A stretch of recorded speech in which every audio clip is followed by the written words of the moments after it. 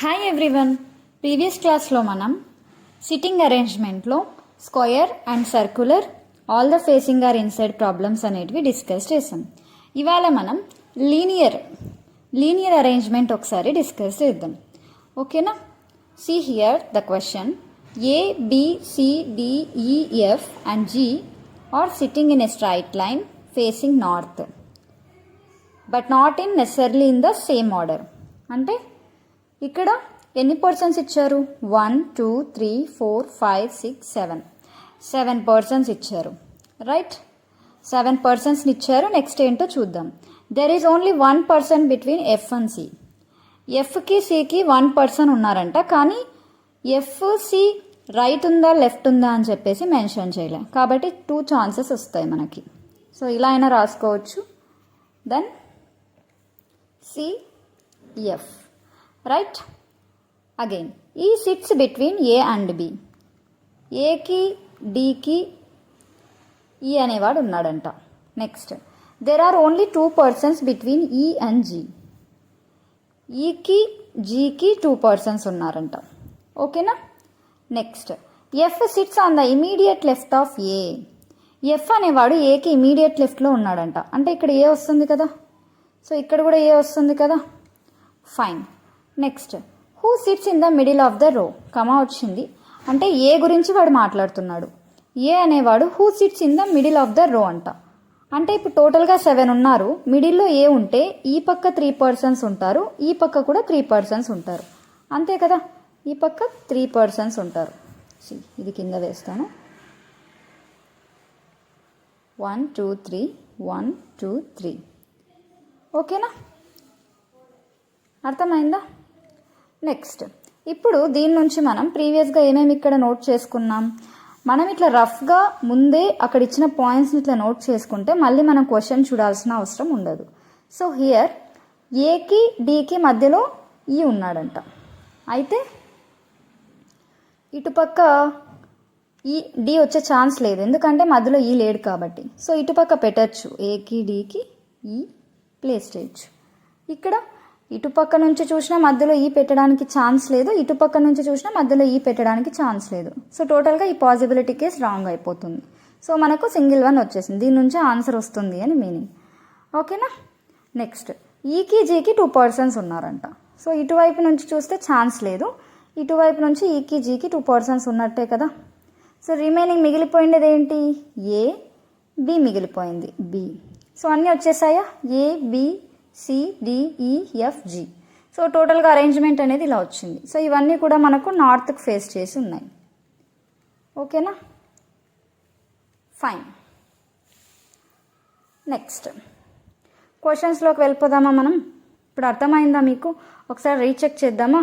There is only 1 person between F and C అంట. ఎఫ్కి సికి 1 పర్సన్ ఉన్నారు. E sits between A and D.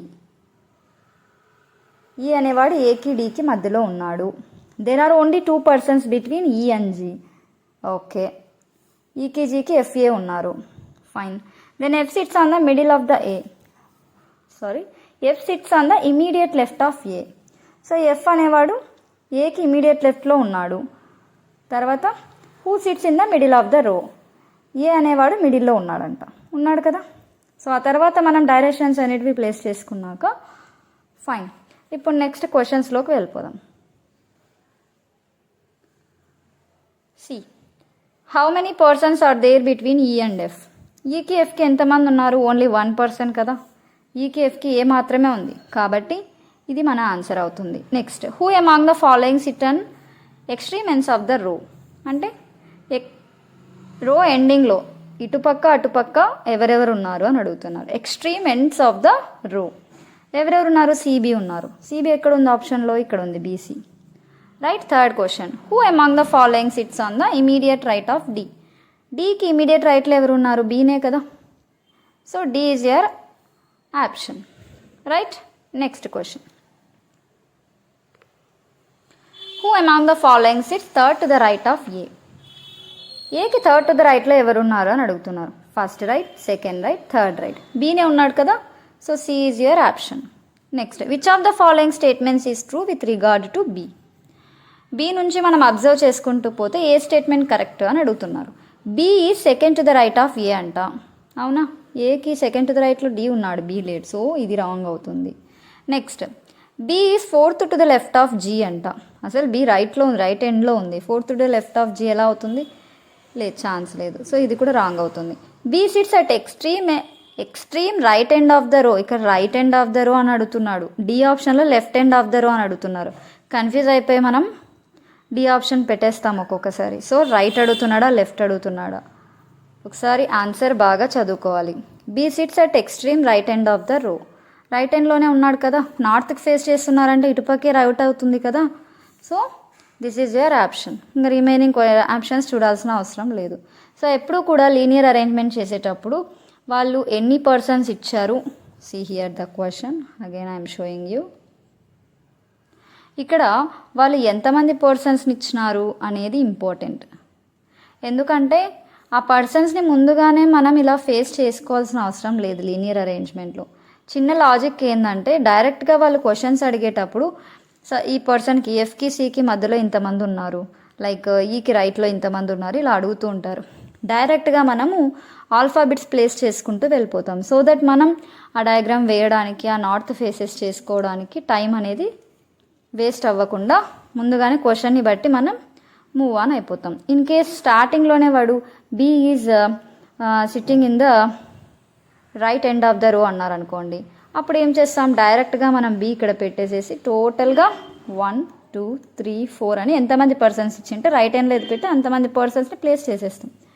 So ఒక్కొక్క question ఒక్కొక్కలాగా ఉంటుంది. క్వశ్చన్ని బట్టి మనం ఆన్సర్ని ఎలా చేయాలి అనేది ఇంపార్టెంట్. సో మనకి బ్యాంకింగ్లో టైం మేనేజ్మెంట్ అనేది చాలా ఇంపార్టెంట్. సో క్వశ్చన్ని బట్టి ఎలా స్టార్ట్ చేస్తే క్వశ్చన్ అనేది ఫాస్ట్గా కంప్లీట్ అవుతుంది అనేది చూసుకోవాలి. ఓకేనా, క్వశ్చన్ మీకు అర్థమైందా? సో ఇందులో ఏమైనా డౌట్స్ ఉంటే ప్లీజ్ కమెంట్ సెక్షన్లో కమెంట్ చేయండి. వీడియో నచ్చినట్లయితే లైక్ చేయండి, షేర్ చేయండి, సబ్స్క్రైబ్ కూడా చేసుకోండి. ఇంకా నెక్స్ట్ వీడియోలో మనం ఒకసారి ప్యారలల్ అరేంజ్మెంట్ చూద్దాం. ప్యారలల్ అరేంజ్మెంట్ కొంచెం లెంతీ టాపిక్ కాబట్టి నేను కొంచెం అది నెక్స్ట్ వీడియోలో ప్రొవైడ్ చేస్తున్నాను. ఓకేనా, ఎందుకంటే రెండు ఒకేసారి చెప్తే లిటిల్ కన్ఫ్యూజ్ అవుతారు. సో కొంచెం మనం బ్రేక్ తీసుకున్న తర్వాత ప్యారలల్ అరేంజ్మెంట్ అనేది డిస్కస్ చేద్దాం. నెక్స్ట్ వీడియోలో మీకు అది నేను ప్రొవైడ్ చేస్తాను. So thank you, bye.